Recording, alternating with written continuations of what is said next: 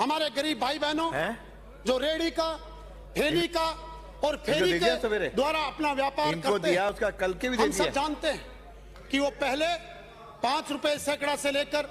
10 रुपए सैकड़ा तक का ब्याज लेकर वो अपने रोज का कामकाज करते थे। लेकिन पीएम स्वनिधि योजना के बाद 7% के ब्याज की सरकारी छूट के द्वारा उनको प्रथम चरण में 10,000 रुपए और बाद में क्रमशः 20 और 50,000 रुपए की जब मदद मिलती है तो उनके सपने पूरे होते हैं। मैं माननीय माननीय सदस्य विराजे, मैं माननीय सभापति महोदय, अभी मेरे से पहले विपक्ष के माननीय सदस्य कह रहे थे कि आपने मनरेगा को बंद किया। मैं इस सदन में बड़ी जिम्मेदारी के साथ कहना चाहता हूं, हमारी सरकार ने मनरेगा की जगह संस्थाओं में पढ़ाई, विकसित भारत रोजगार आजीविका गारंटी मिशन ग्रामीण विधेयक लाने का काम किया। मैं आपके माध्यम से विपक्ष के सदस्यों को पूछना चाहता हूं, आप किस बात का विरोध कर रहे हो? क्या आप ये नहीं चाहते कि हमारे श्रमिक भाइयों को 100 दिन की जगह 125 दिन का रोजगार मिले? क्या आप ये नहीं चाहते कि हमारे श्रमिक भाइयों का 14 दिन के अंदर अनिवार्य रूप से भुगतान हो? अगर किसी अपरिहार्य कारणों से उनका भुगतान नहीं हो सके तो भुगतान के साथ मुआवजा उनको मिले। क्या आप ये नहीं चाहते? माननीय मोदी जी ने वीबी राम जी विधेयक के माध्यम से हमारे श्रमिक भाइयों और किसान भाइयों की आर्थिक सुदृढ़ीकरण को मजबूत करने का काम किया है।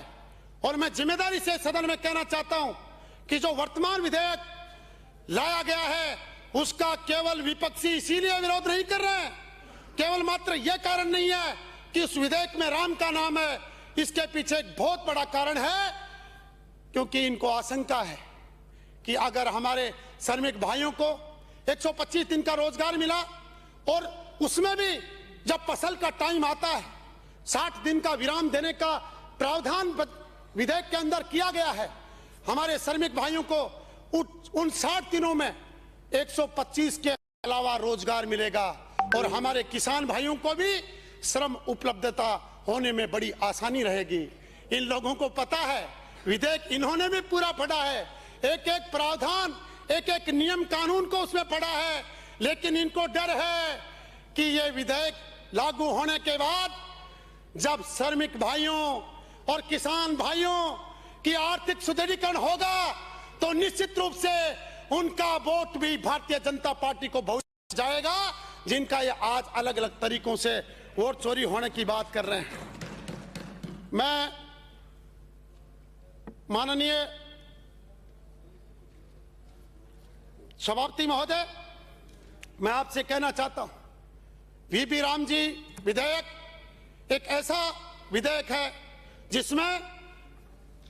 जो पहले मनरेगा था उनके कामों में प्रभावी मॉनिटरिंग नहीं होती थी और हम जानते हैं कि जब कोई अपने चहेतों के 10 नाम लिख के और उनके पैसे भी उठाने का काम करता था, घोटाले करता था, लेकिन अब इस वर्तमान विधेयक के बाद में बायोमेट्रिक उपस्थिति के कारण कोई भी दूसरा व्यक्ति झूठा गलत पेमेंट नहीं उठा पाएगा। मैं निश्चित रूप से यही कहना चाहता हूं कि ये जो विधेयक है इसमें बहुत पारदर्शिता रखी गई है और प्रशासनिक व्यय को भी 6% से बढ़ाकर 9% किया गया है ताकि हर काम सुगमता से हो सके। अब मैं सभापति महोदय, किसानों के बारे में जो अभिभाषण में बात कही गई कुछ बिंदुओं पे चर्चा करना चाहता हूं। विपक्षी पार्टियां किसानों के हितैषी होने का ढोंग करती हैं, लेकिन मैं इस सदन के माध्यम से यह कहना चाहता हूं कि ये भारतीय जनता पार्टी की सरकार है जो किसानों का हर कदम पर साथ निभाने का साहस रखती है। मैं सभापति महोदय, जब पीएम किसान सम्मान निधि में 6,000 रुपए की राशि किसानों को देने का काम किया जाता था, मैं धन्यवाद देना चाहता हूं माननीय मुख्यमंत्री भजनलाल शर्मा जी को कि उन्होंने किसानों का ध्यान रखते हुए मुख्यमंत्री किसान सम्मान निधि के तहत 6,000 की राशि में 3,000 रुपए जोड़ने का काम किया और उसको क्रमबद्ध तरीके से 3,000 रुपए और करके 12,000 रुपए करने का लक्ष्य रखा गया है। ये सिर्फ और सिर्फ ये दिखाता है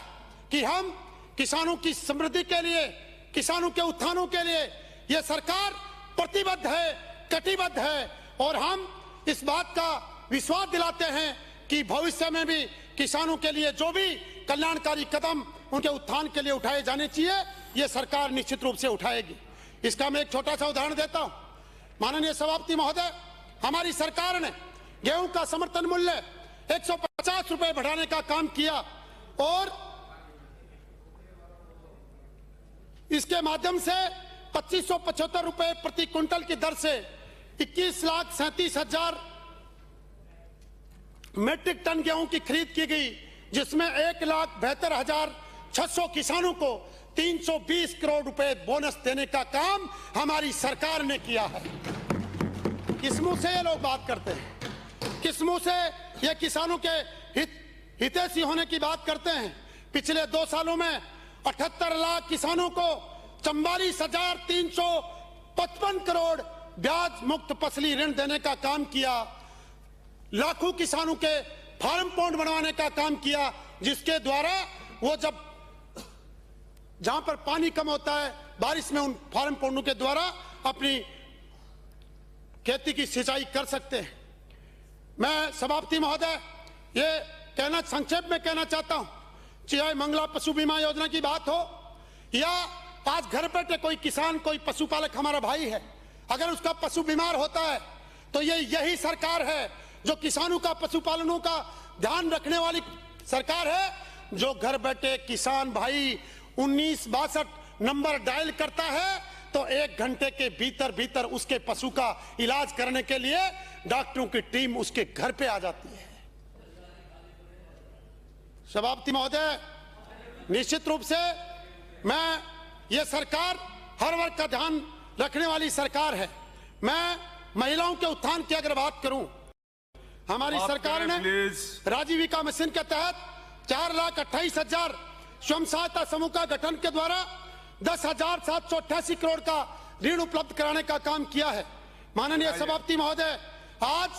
ग्रामीण महिलाओं के जीवन में इसके द्वारा आर्थिक प्रगति हो रही है और लगभग 15,95,000 महिलाएं लखपति दीदी की श्रेणी में लाई गई हैं। मैं इस सदन के माध्यम से बताना चाहता हूं कि इस योजना के मुख्यमंत्री लखपति दीदी ऋण योजना के अंतर्गत 39,085 लखपति दीदियों को 270 करोड़ रुपए का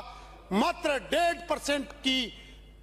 ब्याज दर से उनको लोन दिया गया है।